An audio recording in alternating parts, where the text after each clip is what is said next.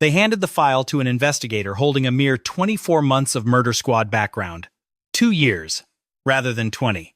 48 hours into a disappearance that quickly evolved into an unprecedented national obsession, an ordeal massive enough to force the local sheriff onto coast-to-coast broadcasts. A manhunt pulling federal operatives out of bureaus nationwide while dominating cable news screens. Yet, Pima County leadership deliberately handed the Nancy Guthrie file to someone with exactly 2 years under his belt. This junior investigator ran the show for several weeks, right up until massive public outrage demanded a specialized unit. We know this because of shocking revelations dropped during an unprecedented, highly specific interview featuring a seasoned reporter alongside Sergeant Aaron Cross, acting head of the local deputies union. This is the very organization shielding the street cops, grinding through this mystery daily. Cross treaded lightly. His words were calculated. Going fully on the record, he drew strict boundaries around his actual knowledge, while bluntly outlining exactly where his peers feel the operation failed. This evening, we are tearing into those claims. We aren't here for petty rumors or office politics. We are dissecting a clinical breakdown of those crucial early days, following a calculated kidnapping, tracking how those initial catastrophic choices poisoned the entire trajectory, leading up to this 2-month mark. The predator who snatched Nancy Guthrie definitely slipped up. His holstered gadget sat dangerously askew. He haphazardly blocked the lens using nearby foliage. That gaping 41-minute time frame gave him far too much exposure for a truly slick hit. Yes, the culprit stumbled, but law enforcement fumbled right alongside him. Figuring out where both sides failed is the only path toward justice here.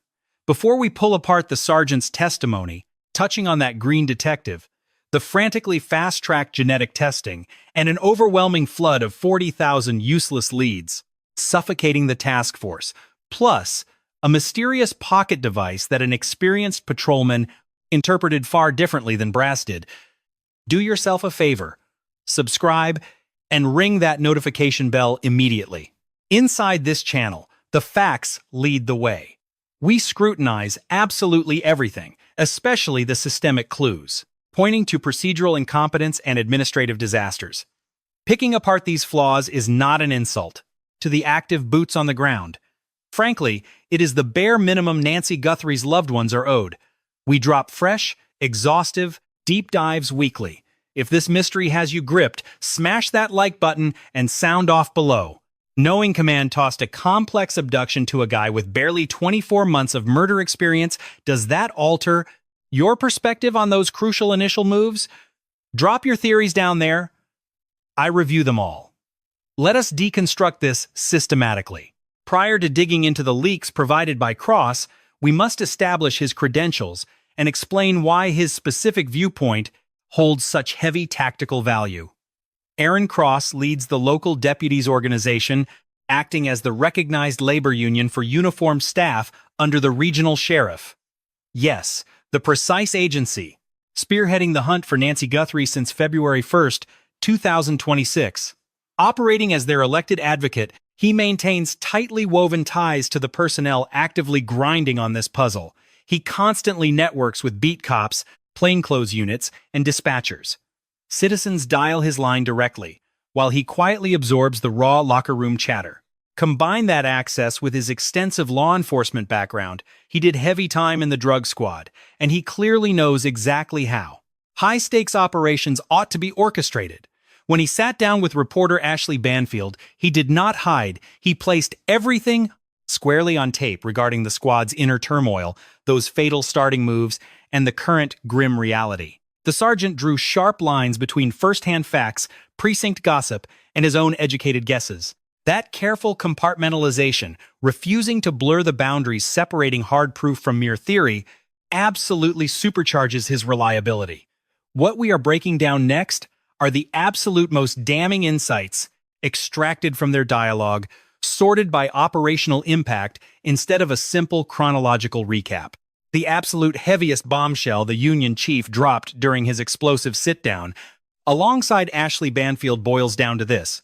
Command immediately routed the Nancy Guthrie file to an investigator, claiming a pathetic 24 months working murders. The sergeant left no room for doubt. Questioned point-blank about the resume, belonging to the designated primary, he openly admitted their top-ranking death investigator. Maxed out at 3 years, so they tapped the guy with 2. This junior official held the reins, right up until the feds officially swept in. Our insider painted a glaringly clear picture of the hierarchy. Choosing the lead falls entirely on upper management. You had the top boss, a chief, and a captain pulling those strings. The rookie tapped for the job. The investigator merely obeyed orders, stripped of any real choice regarding his presence on the scene. Plucking himself for this massive undertaking wasn't his doing. High-level brass made that questionable call. Cross didn't mince words regarding the agency's toxic environment, painting a grim picture of systematic, well-documented payback, targeting any cop who dared question the upper brass. This climate practically guaranteed the young investigator couldn't simply speak up, wave a white flag, and admit he was hopelessly out of his depth. Doing so invited a swift exit from the murder squad. Consider the systemic dysfunction that implies. A rookie with merely 24 months working murders suddenly found himself spearheading a wildly complex kidnapping puzzle. This nightmare sparked nationwide media briefings by day 2, rapid federal intervention, and an overwhelming avalanche exceeding 40,000 civilian leads. It demanded aggressive real-time sleuthing alongside what Cross labeled trial prep, meticulously forging an ironclad evidentiary chain capable of surviving brutal courtroom assaults. Such stakes demand more than raw instinct. They require courtroom scars, rigorous scientific methodology, and flawless evidence handling. Plus, the razor-sharp intuition forged solely by carrying heavyweight timelines from the initial blood drops directly to a jury. Someone boasting only 24 months on the murder beat might be incredibly gifted. Nobody is doubting his baseline talent. The real mystery remains whether 24 months properly arms anyone to navigate a labyrinth this endlessly complicated. Add in crushing media spotlights and a medically fragile target, where every single ticking minute felt like an impending execution. Cross delivered a brutally candid assessment. He practically guaranteed the initial staging ground would have seen vastly superior management tactics. Had this horror unfolded 10 or 15 years prior, back then, heavily battle-tested veterans confidently ran point. Those absolute heavyweights eventually vanished through pensions and reassignments, leaving the once-elite murder squad completely hollowed out and bleeding talent. He elaborated, firmly believing that during those pivotal initial 7 days, investigators merely scratched the surface, casually polling locals just hoping to stumble upon basic, actionable intel. Like builders and scanning local predators, the exact tedious legwork the current federal strike team is likely slowly digesting right now. Those initial 7 days act as the ultimate make-or-break threshold for kidnappings. Specifically, the chaotic 48 to 72 hours post-vanishing. That's precisely when forensic traces glow brightest, bystander recollections stay pristine, and a predator's psychological footprints emerge clearly, occurring before the perpetrator establishes a comfortable rhythm of deception. Ultimately, those primary 7 days dictate total victory or failure regarding crucial evidence gathering. Yet during that unforgiving window, oblivious leadership blindly handed the reins to an individual boasting a mere 24 months of death investigation experience. When Banfield aggressively grilled Cross about potentially altering the tragic climax, simply having a hardened veteran from day one, he admitted it was entirely possible. He reiterated with chilling certainty that the initial crime perimeter required vastly stricter protocols. Such a heavy admission matters immensely. It doesn't just point fingers, it decodes the bizarre operational anomalies, baffling experts from day one.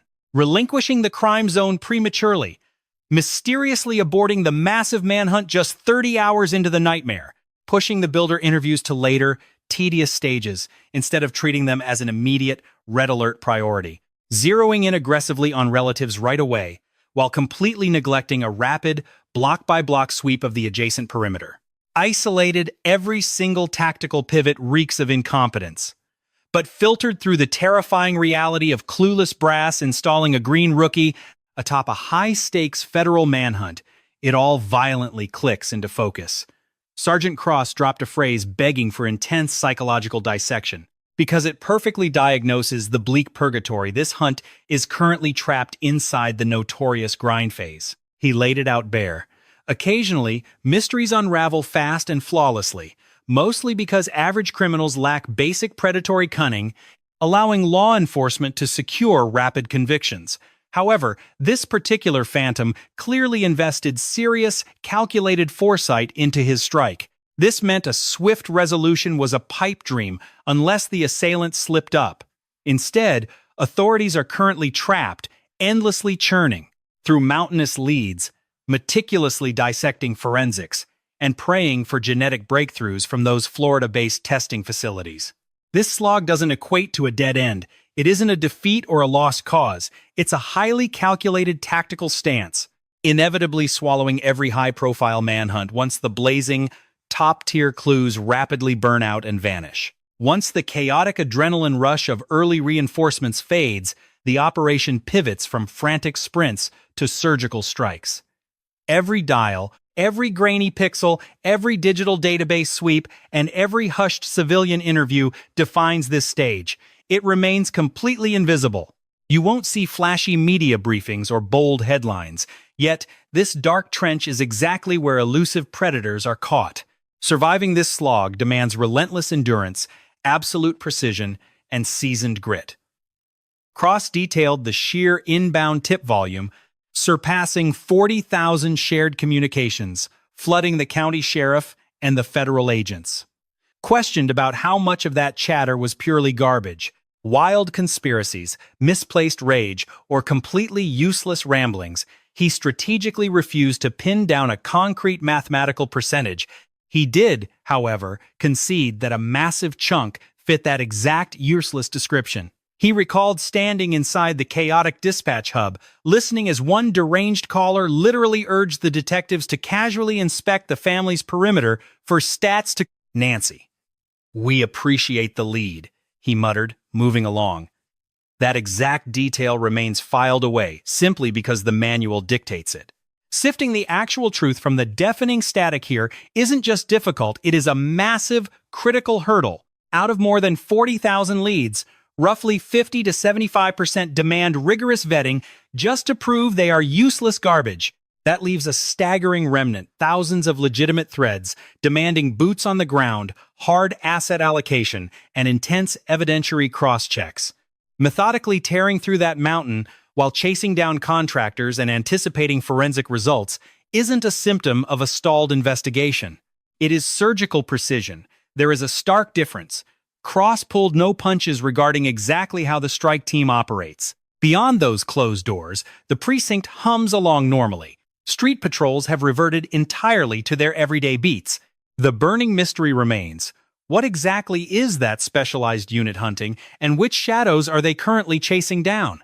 The core unit entirely abandoned the local sheriff's headquarters, setting up shop inside the Federal Bureau of Investigation's Tucson branch. That strategic shift, according to Cross, locked down their intelligence tighter than ever before. So, what dark secrets are brewing inside? The specific targets they are actively hunting, the concrete answers that specialized Florida facility might have finally extracted, and the genetic truths uncovered remain strictly off-limits to the outside world. Even the head of the police union is completely blind. The wider sheriff's network is equally in the dark. This unit enforces a ruthless, ironclad level of intelligence siloing, demanded by top-tier federal manhunts. But Cross dropped another detail demanding our immediate scrutiny. He painted the squad's internal vibe not as defeated, but as coldly resolute. Everyone believes a reckoning is coming. That is the entire reason cold case divisions exist, he noted. Nailing these phantoms down can drag on for agonizing years, yet abandoning the hunt is never an option. We keep digging. However, his choice to utter cold case was highly calculated. He quickly walked it back, insisting the trail is burning hot. A dead end only happens when leads completely vanish. The phones go silent. The avenues vanish because fresh intel evaporates into thin air. They are miles away from that graveyard. An agonizing, systematic grind is not a dead end. It only mimics one to the untrained, impatient eyes watching from afar. Perhaps the most chilling revelation dropped by Sergeant Cross centered entirely on the genetic material and the clandestine facility analyzing it. Cross verified the lingering rumors. Biological traces foreign to Nancy Guthrie, completely disconnected from her inner circle, were silently extracted from her residence. Authorities classify this trace as heavily polluted, a tangled web of multiple genetic profiles, barely a whisper of physical substance, making the extraction process a brutal, highly complex puzzle. They shipped this fragile evidence straight to DNA International, down in Deerfield Beach, Florida, a ruthless private firm famous for cracking impossible dormant mysteries through cutting-edge forensic witchcraft. Yet, Cross let a critical detail slip, a massive clue the public has largely ignored. He admitted, via back-channel whispers, that the scientific weapon currently targeting this exact specimen wasn't even slated for official release yet. It was, based on his precise phrasing, a guarded secret originally scheduled to launch next year, meaning this process is so experimental that full-scale rollout was restricted, yet they bypassed protocol to fast-track it here. His verbatim statement was haunting. The specific machinery they were attempting to leverage against this trace wasn't supposed to see daylight or public activation until next year, yet they accelerated everything for this manhunt. He pleaded absolute ignorance regarding the exact scientific mechanics. He firmly established his own blind spots, but the underlying consequence is absolutely staggering. That Florida compound isn't playing by the standard rules of ancestry tracing with this evidence. They have unleashed something unprecedented, a quantum leap that completely shatters the boundaries of currently accepted forensic playbooks. An analytical weapon so futuristic it remained locked in the vault. Let the gravity of that sink in, considering the known biological hurdles. The biological trace is corrupted and microscopic. These are the exact brutal parameters where conventional CODIS algorithms hit a brick wall and where traditional family tree mapping completely fails. Coincidentally, these are the precise black holes modern forensic engineering aims to illuminate. The nightmare scenario of mixed, microscopic yield traces, microfragments of human code tangled together from various unknown suspects, remains the most hotly contested battleground in modern criminology. Groundbreaking leaps in statistical trait mapping, in microscopic blueprint reading, and in algorithmic untangling of contaminated identities have been exploding rapidly. If that facility fires up a weapon not yet cleared for mainstream use, the suspicion is undeniable. They possess a technique engineered specifically to conquer the anomalies hidden in this exact crime scene dirt, and they are testing it live. Understand this. We are not watching a routine swab sit passively on a dusty shelf in some backlogged, bureaucratic facility. We are watching an elite scientific bunker frantically accelerate classified machinery into the field because the traditional playbook was utterly powerless. Against this corrupted evidence, Cross ominously added, "I caught whispers that it might be a Florida laboratory was reportedly fast-tracking specialized tech exclusively for this investigation." You don't hear that with standard processing. That echoes the quiet hum of cutting-edge forensic innovation. This implies the biological traces the exact clues every detective on record has labeled. The absolute holy grail of this inquiry are getting analyzed using methods far beyond current commercial capabilities. Earlier in our investigation, we zeroed in on that strange bulge in the perpetrator's coat. Looking closely at the security video, you can clearly spot an antenna poking out. Speculation heavily leaned toward either a wireless signal blocker or a standard walkie-talkie. Yet Sergeant Cross presented an entirely different, previously unspoken theory. His perspective stems directly from gritty years spent running narcotics and beat patrols in high-crime zones. He pegged the device as a law enforcement frequency monitor. His logic? Brutally straightforward. He figured the guy was eavesdropping on dispatch, listening to see if anyone nearby flagged him as a prowler or reported his getaway car. Let that tactical mindset really sink in for a second. Someone packing a frequency monitor to a home kidnapping isn't blocking calls. They're actively stalking the airwaves. They want live, second-by-second updates on whether the cops are hunting them down. Imagine a local peering through the blinds, dialing 911, and detailing an unfamiliar ride. Our suspect would intercept that transmission instantly, realizing their escape route was evaporating. That paints a psychological portrait vastly distinct from a tech-savvy signal jammer. A blocker tries to completely paralyze the neighborhood's security net before making a move. An eavesdropper simply tracks police chatter to stay one dangerous step ahead while the crime unfolds. Cross didn't mince words when shooting down the blocker idea, noting the gadget was simply too compact to kill network signals. That gut check perfectly matches the hard data provided by digital defense specialists reviewing the files. Any consumer-grade tech strong enough to black out a whole block wouldn't casually slide into a jacket. This scanner theory perfectly fits an offender who was highly methodical, yet far from a seasoned pro. These monitors are off-the-shelf electronics. You don't need a master's degree to flip one on. Yet it feeds an amateur criminal exactly the kind of live tactical data they desperately crave. It's the ultimate crutch for a meticulous, self-educated predator building their DIY abduction loadout. Cross also shed light on that chilling sabotage footage, highlighting a detail most casual observers missed. He noticed the intruder flicking on a hands-free flashlight, one gripped between the teeth. At the exact moment he reached the final stair leading up to Nancy's porch. Hitting the switch right there, Cross argued, proves this guy knew the terrain by heart. He was already familiar with the property. He needed the beam for a specific tripping hazard, signaling prior surveillance. To Cross, there was zero hesitation. This wasn't a blind stumble through unfamiliar darkness. Perhaps the single most devastating misstep early on was pulling back the manhunt. They handed Nancy Guthrie's residence back over barely 30 hours after she vanished. We pressed Sergeant Cross hard on why they skipped a massive, shoulder-to-shoulder sweep of the immediate area right away. He came up empty. He pinned the baffling call entirely on the upper brass. The sheriff, a high-ranking chief, and a local captain pulled those strings. Then he laid out his own cynical, yet highly logical, theory for that top-down failure. Detectives were suffering from immediate tunnel vision, zeroing in on the son-in-law, Tommaso Chiabra, and the relatives. Leaks confirmed to Banfield that from day one, the in-laws, especially Tommaso, were in the hot seat. This bias triggered a warranted car seizure and property sweeps, locking the department onto a guy who was later totally exonerated. Cross nodded to this narrative, though he played coy about naming names directly. He argued it's standard protocol to vet whoever last saw the victim breathing. That's basic Detective 101. Still, he admitted that securing enough legal backing to impound a family car pointed to hidden evidence driving that aggressive angle, intel he implied he knew about, kept locked away. We can all read the writing on the wall, and the sheer gravity of this is impossible to ignore.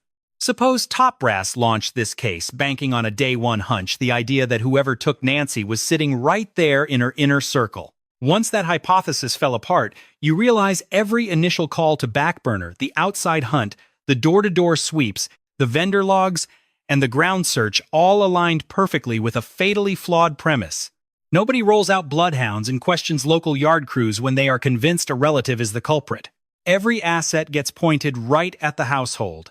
By the time that narrative crumbled and relatives were officially ruled out, the squandered hours vanished for good. Authorities had already surrendered the property, and the rescue crews had long since packed up their gear. Locals living nearby had barely been questioned a single time, while a master list of area workers did not even exist yet. Those first 7 days, the absolute most critical window for pulling forensic clues in a kidnapping, had entirely evaporated. Cross put it bluntly. If he possessed a time machine, every single cop would beg to keep that property sealed tight for the whole week. He also dropped a bombshell that needs to be permanently cemented into the official history of this botched probe. By the time federal agents dropped that salvaged porch camera video, 9 Days Deep taped the brass initially swore was deleted. The actual house had long been handed back to relatives. Had detectives maintained control of that ground, dissecting those clips might have triggered a targeted sweep for tangible clues based strictly on what the lens captured. Rather, detectives were forced to piece things together from a compromised location, relying entirely on traces gathered, before anyone grasped the true magnitude of the crime. Cross verified this was a massive blunder by top leadership, rather than rookie mistakes by street cops. Every single call dictating the case trajectory, the rapid handover of the residents, the deployed units, all of that came straight from the top. Sergeant Cross tackled Sheriff Nanos and his press briefings without pulling any punches. He painted the official messaging as a total paradox. Relatives were exonerated, and then suddenly back under the microscope. First claiming they knew the perpetrator's motive from jump, to later walking it back to a mere guess. Cross pinned these flip-flops, not on outright lies, but on a rogue sheriff spouting off the cuff, spewing claims that require heavy damage control down the line. He laid out the collateral damage to the agency. Talking out of both sides of your mouth shreds community faith, leaving citizens questioning, are they actually doing their jobs right? He and his union brothers would ring each other up post-briefing, demanding to know, what the hell did we just watch? He confessed those media circus moments were a flat-out humiliation for the badge. Regarding the campaign to oust the boss, Cross acknowledged the public is genuinely hungry to flip the script at the top, yet he pointed out that scraping together roughly 122,000 verified names makes a victory mathematically doomed. Right now in Pima County, finding anyone to champion the sheriff is nearly impossible, he noted. He then exposed a toxic atmosphere of payback, bleeding through the precinct, where any badge daring to question the brass gets slapped with demotions or forced reassignments. That climate of fear guaranteed a green investigator with just 2 years on the job would never dare speak up without catching hell, ensuring those fatal week one choices handed down by leadership rolled right through without a shred of internal resistance. When pressed about the speed of shaking down local builders, yard crews, and blue-collar staff up in the Catalina foothills, Cross cut right to the bone. During those first 7 days, absolutely not, they strictly chased down neighbors, hoping someone would talk. Vetting vendors and registered predators is a massive hurdle the current strike team is likely sweating over at this very minute. We dug deep into the terrifying forensic fallout of that delayed clock in our last broadcast regarding the ghost employee angle. The opening 7 days are when the psychological footprints dropped by a predator, one who stalked the property beforehand, are easiest to track. Hard drives have not looped over their files yet, and laborers are still clocking in at those exact locations.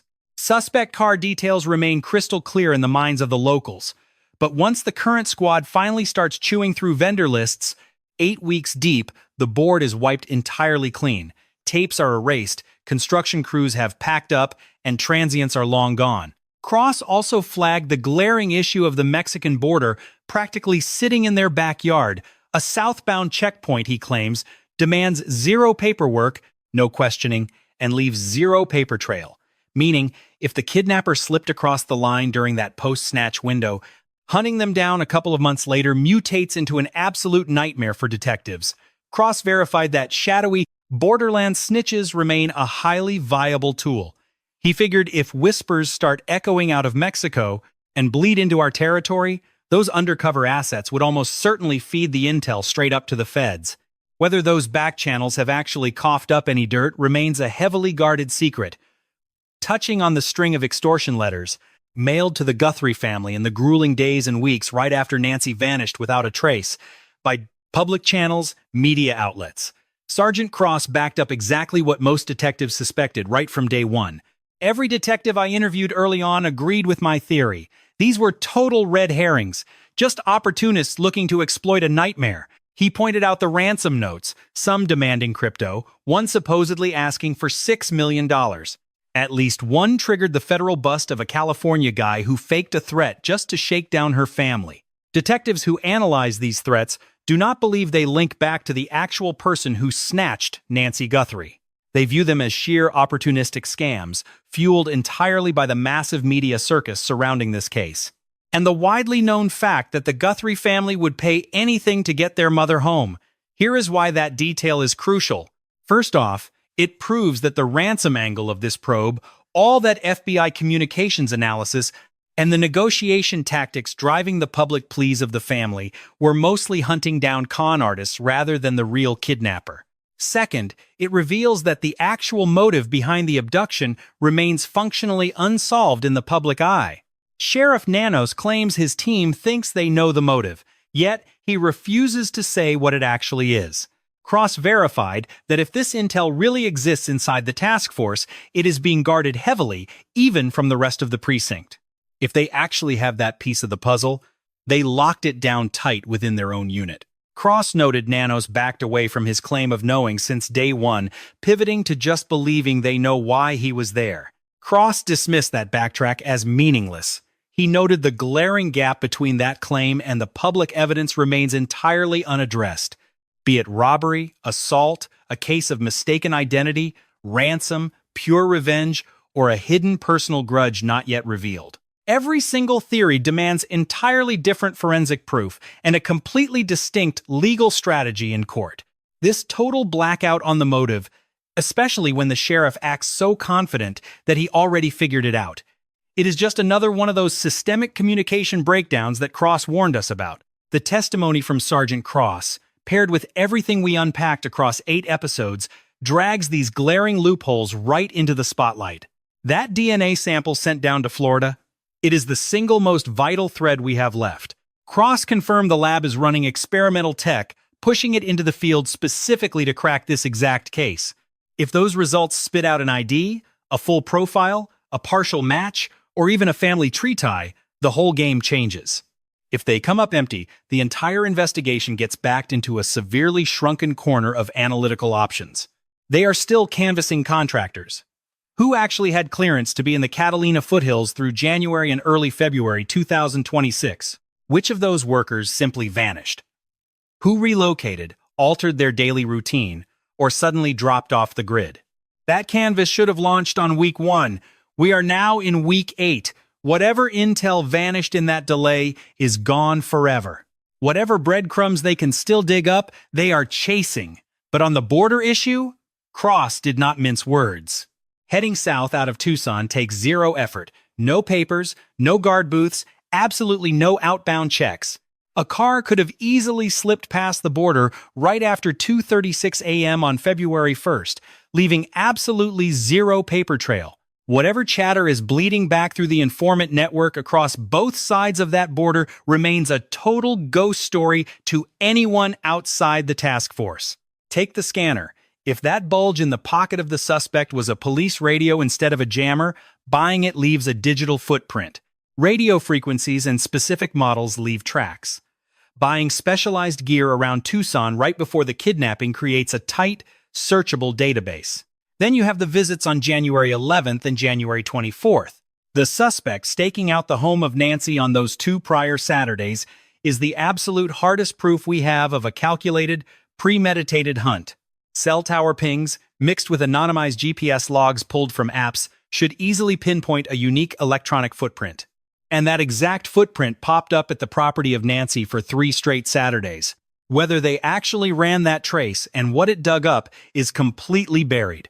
Now, hitting week 8 since Nancy Guthrie vanished, this hunt has hit the brutal grind stage. The task force is holed up inside the FBI field office in Tucson. Cut off from the rest of the force, they are sifting through leads and evidence with a chilling level of strict secrecy. That kind of lockdown highlights both the heavy federal stakes and a deeply rooted institutional paranoia. A bitter suspicion that has festered between the elite task force and the upper brass of the sheriff department. The bounty sits at $1.2 million. The DNA is getting pushed through classified tech you will not find anywhere else in public. That pacemaker signal tracker is still pinging in the dark. The trail is not completely dead, but you cannot buy back that crucial first week. A released crime scene cannot be locked down again. That contractor sweep that should have started on day. Phase 3 did not even launch until weeks 6 or 7. The lead investigator handling those crucial early days?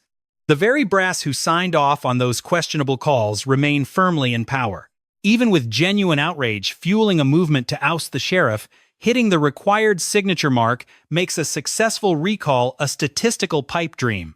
Sergeant Cross offered a calculated, chilling bottom line. Orchestrating a completely flawless crime is nearly impossible. A slip-up is inevitable. That is exactly why the relentless, tedious grind of this current phase matters so intensely. It becomes a meticulous autopsy of every available piece of evidence, hunting for that one fatal flaw. The perpetrator is undoubtedly monitoring the press coverage. He might even be viewing this exact broadcast, paranoid we are closing in. He only has to slip up once. For the authorities to finally nail him, all it takes is a single stroke of luck, a single error. That is the lifeline this case desperately needs, especially after a botched opening week where the crime scene was abandoned far too soon. When interviewing local contractors gets delayed for 6 critical weeks and forensic samples are shoved into a lab testing unproven early release technology. Lacking any solid alternatives, everything hinges on a mistake from a predator cold enough to lie in wait for 4 agonizing hours. followed by 16 brutal minutes of execution, or perhaps a sudden confession from an accomplice crumbling under the weight of their shared secret. Either scenario could still break the case wide open, though neither has materialized. Nancy Guthrie was 84 years old when she was snatched from her own residence on the evening of February 1st, 2026.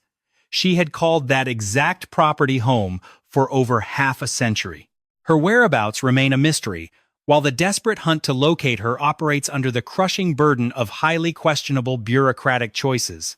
Catastrophic missteps from those crucial early days cannot be undone, leaving authorities to desperately overcompensate through agonizingly slow, tech-driven detective work. This is exactly what Sergeant Cross labeled the grind. Crucial genetic evidence sits in a Florida lab, banking on hastily expedited forensic tech. Investigators are barricaded inside a heavily guarded federal facility, operating with a level of secrecy that practically screams they are hiding a massive, unreleased breakthrough. Meanwhile, the mastermind behind this nightmare is observing from the shadows, perhaps finally slipping up. Make no mistake, this hunt is far from dead. It has not hit a dead end, it is simply grinding away.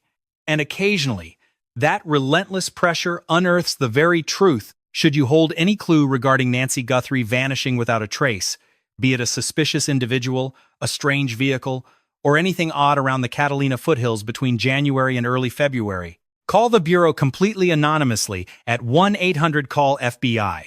The reward hits $1.2 million. Every single lead is being aggressively vetted. How does the testimony from Sergeant Cross alter your perspective on this deeply flawed operation? Does discovering the lead investigator only had 2 years of experience finally shed light on those baffling early blunders?